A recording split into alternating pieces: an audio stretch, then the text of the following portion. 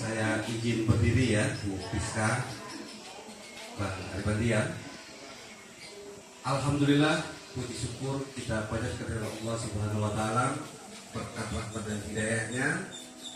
Kita tidak bosan-bosan ketemu dalam rangka PIP. Yang saya hormati anggota DPRD Kota Lampung, Ibu Priska.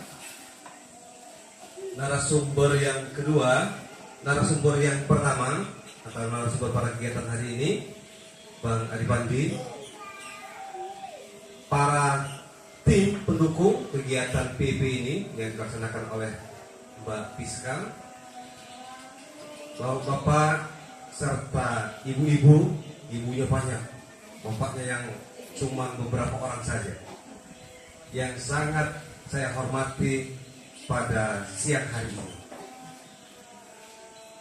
Mungkin ya, kalau ketemu saya sudah beberapa kali, apalagi yang memang sudah sering ikut acara Bu Priska, yang tidak pernah bosan-bosannya mengingatkan, apalagi yang jauh-jauh diundang, berkumpul, silaturahmi, mendapatkan ilmu, mendapatkan bekal, menghafal kembali yang memang sudah hafal dari TK mungkin, SD, SMP, SMA, kuliah, sudah hafal dari zaman Pancasila.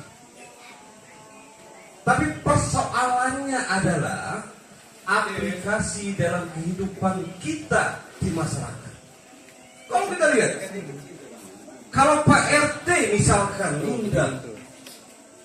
ngundang warganya yang misalkan ada 90 kakak, yang datang tidak lebih 50 orang. Ya Pak RT,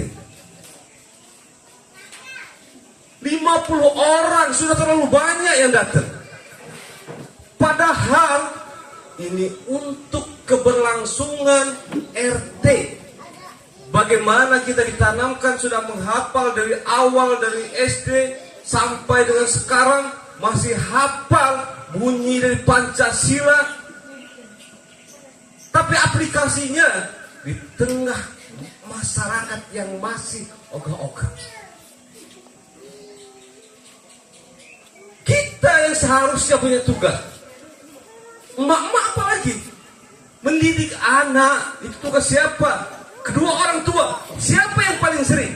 Bukan saling salah menyalahkan, bukan anaknya main karena sudah bisa agak ditinggalkan, emak-emaknya bikin TikTok, ngonten,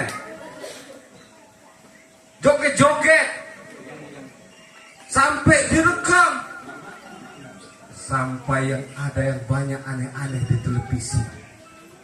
Dibunuh suami lagi live karaoke, live TikTok. Apakah ini aplikasi kita?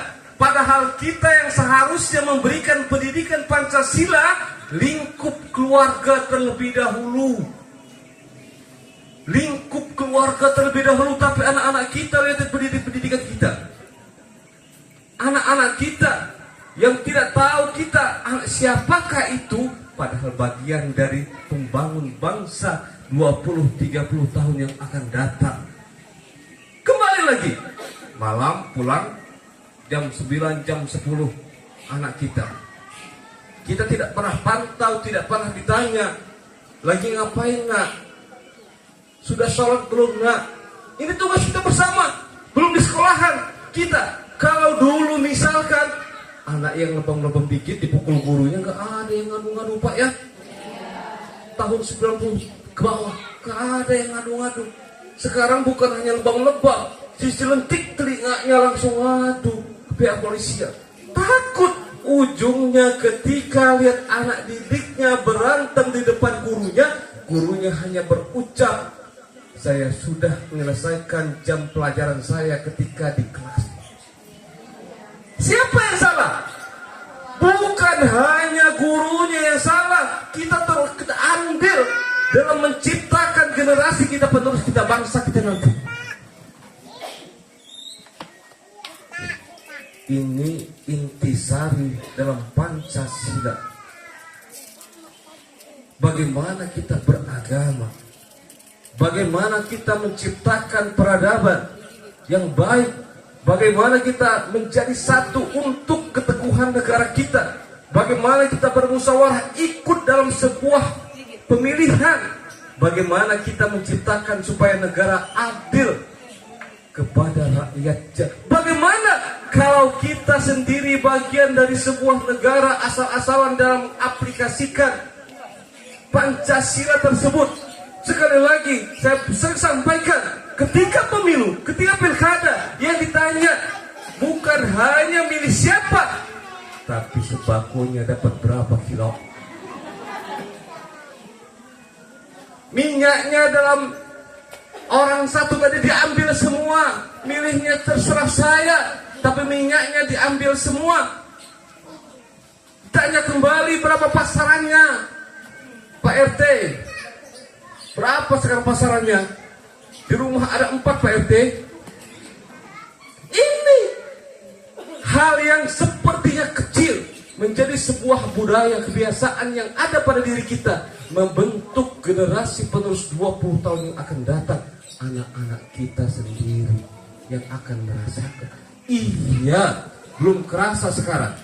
Iya, hanya enaknya ketika yang diberikan oleh caleg, oleh calon kepala daerah hanya untuk menggoreng bakwan. Hanya untuk menggoreng bakwan, hanya untuk ketika menyuguhi suaminya segelas kopi yang manis. Tapi ternyata ini yang menimbulkan sebuah hal dalam tatanan pemerintahan, korupsi. Karena mengembalikan berapa dana yang telah saya berikan untuk membeli minyak untuk ibu-ibu. Bagaimana aspirasi kita dipandang tidak penting karena kita sudah transaksional. Ya, sekali lagi, bukan hanya dihafalkan saja, tapi aplikasi nilai-nilai Pancasila yang seharusnya kita lakukan dalam wadah terkecil terlebih dahulu, anak-anak kita sendiri. Apalagi sekali lagi, ibu-ibu mempunyai peran yang sangat strategis untuk memberikan pendidikan bagaimana menghadapi anak-anak dan menghadapi orang yang sebaya dengan bersangkutan, kakaknya atau abangnya atau mbaknya, dengan orang yang lebih tua, dengan guru. Bagaimana kita memberikan pendidikan kepada generasi penerus bangsa 20 tahun yang akan datang. Itu mungkin dari saya. Kalau ada hal yang perlu didiskusikan atau perlu untuk diberikan sebuah pencerahan ulang, saya persilakan. Saya akhiri. Wassalamualaikum warahmatullahi wabarakatuh.